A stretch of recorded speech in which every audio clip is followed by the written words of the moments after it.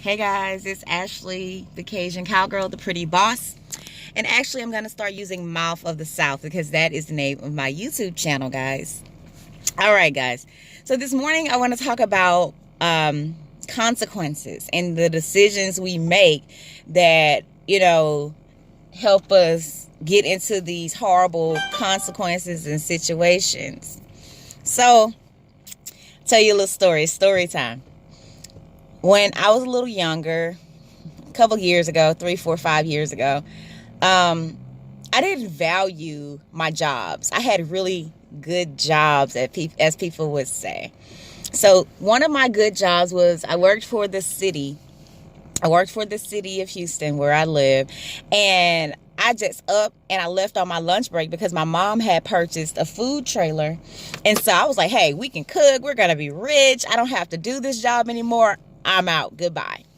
The next day, I was unpacking the trailer because we had got a contract to go to a local chemical plant and feed the people. Well, little did we know, there was like a safety hazard and the guys could not get over to the trailer. The only people that could come over were, officials that were higher up and that could drive a vehicle, but no one could actually walk to the trailer.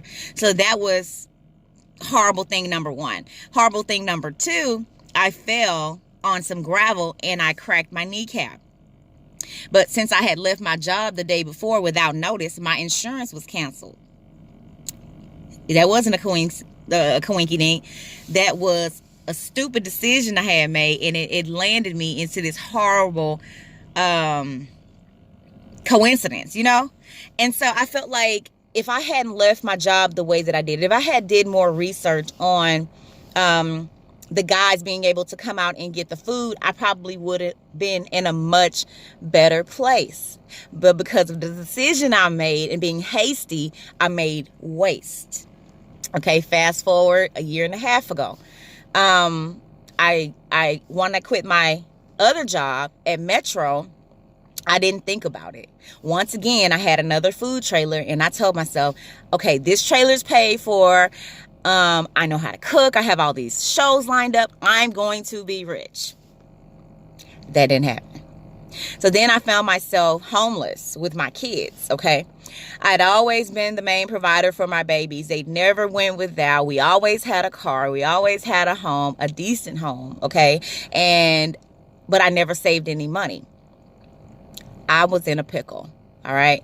I ended up having to go and live with a friend or someone who I thought was a friend, someone I used to work with, right? She was very nice. She opened her home to me and she let me stay for 90 days. Okay. On the 91st day, she told me, I told her that I was leaving, right? And she said, okay. When I got back home, I didn't make any money from my show. And I know she probably didn't believe me because my thing is, if you weren't there, you wouldn't know. So she thought I was trying to get over on her, swindle her or something, okay? So she told me that she would let me borrow the money I needed to get my apartment since I didn't make any money. When she came back, I was in a U-Haul. I was ready to go. I had told my kids, hey, this is the day that we're going to get off this woman's floor and off of her couch, and we're going to have our own spot again, right? Wrong. That did not happen. Okay? That did not happen, and I was devastated because not was I only homeless once, but I was homeless twice. And the crazy thing is I asked my sister-in-law, could I come and stay with her for a little while until I got on my feet? And she told me yes, but because because of my present situation, the girl told me that she would let me borrow the money. I told my sister-in-law that I didn't need to come because I was getting my apartment, right? Wrong. So I ended up being homeless twice in one day. And boy, was that devastating because like I said, my children I've always made a conscious effort to make sure that they lived a great life because I had a very unstable childhood, right? So fast forward, I called my sister-in-law back and asked her, could I come and live with her? Luckily, she said yes. Now, the crazy thing was she lived in a 1-bedroom efficiency apartment that she had just moved in, okay? And here I come with myself, my business equipment, my children, and all the possessions that we had at that time, okay? It was horrible. I ended up sleeping on a slither of floor.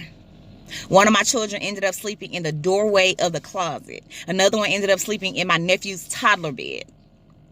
If that wasn't humiliating, I don't know what was. Fast forward a year ago, okay? While all of this was going on, I finally kind of got back on my feet and I got an apartment, right? And I got an apartment and I'm trying to catch everything up, and I had a 2016 Hyundai Elantra. That was my first brand new car that I had ever got on my own. Okay, I've had brand new cars before, but they were never in my name. So I got my Hyundai Elantra, and I got behind because of everything I was going through. It was just so hard to catch up. So a friend of mine was like, hey, let's go to the movies. It was a guy friend, an older guy friend. He was like, hey, let's go to the movies. And I was like, okay, cool. I'll pick you up. Well, at this time, I did not want him knowing where I live because I didn't want him to ask me to come in because I didn't have furniture, and I was kind of embarrassed.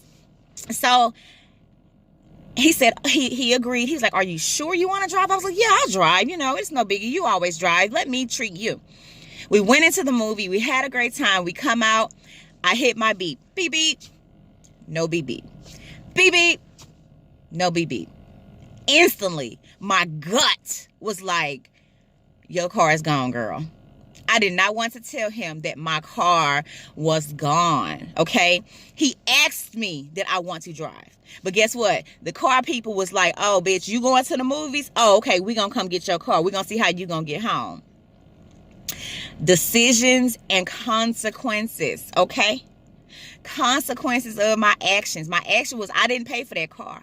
My action was I quit that job too soon. My action was I didn't do what a responsible adult would do. So those were the consequences that I had to face, guys. I was so embarrassed. I sat there and I cried because it was midnight. I didn't know how this man was going to get home. I didn't have any money, okay? So I was just so embarrassed. But luckily, he was a real friend. And he was like, you know what? Been there, done that. We all go through it. I'm like, but I haven't. Especially on a freaking date. Who goes on a date and get their car repoed? Me. But guess what? I learned some very valuable lessons. Lesson number 1, be grateful for everything you have. Okay? Lesson number 2, whatever action is always going to cause a reaction, whether it's good or whether it's bad.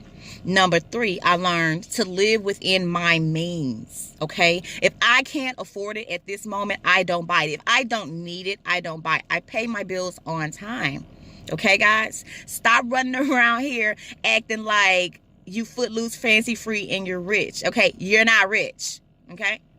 If you were rich, you'd be doing something different. Stop acting like you don't know that light bill, that phone bill, that car note, and that rent is coming every single month. Some of you guys, every single month, you're just so bamboozled. A light bill, a phone bill. Like you're surprised.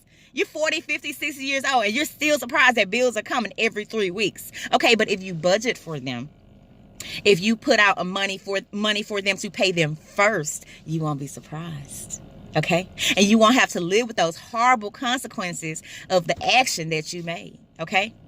I'm here today to tell you, now I have a vehicle, but you damn sure better believe I pay it on time and it's almost paid off. And I'm going to ride this sucker till the wheels fall off. Okay? Because I no longer believe in having something I can't afford just to keep up with the Joneses, just to look, a certain type of way. I believe if it has 4 wheels, a gas tank, and a steering wheel, I'm good to go. I'll figure the rest out on the way. As long as we're not hot in the summer and cold in the winter, we're good to go. As long as I have a roof over my head, food on my table, my children are clean, we're good to go until we can get to that next milestone. This isn't forever. This is just for right now, guys. Okay? So you guys need to learn how to live for right now, how to budget, how to make conscious decisions, how to be responsible for the actions that you put yourself into. You know what I'm saying? Be responsible for your consequences. When you make that bed, lay in that shit. I had a concrete bed. It was stacked about 6 feet high. It's about down about one foot now. You know what I'm saying? It's about 1 foot now. Because I've learned those situations made me greater. And I'm happy that God put me in those places so that I could dig myself out. It was like the lowest point of my life. I was so embarrassed. But it put me in a place where I never want to ever be that place again. Okay, guys? I love you. I hope that this is helping somebody. Okay? I hope that you want to do better. You may not know how to do better, but I hope that you want to do better. All right? Stop living day for day. Yes, you're supposed to enjoy the day, but you're not supposed to get out here and as soon as you get your paycheck, you're swiping, and then your bill come and then you acting blonde and dumbfounded like you didn't know it was coming. Like you didn't know you had to pay for a place to live. Okay? Have a wonderful day and just be conscious. Stay woke. Bye-bye.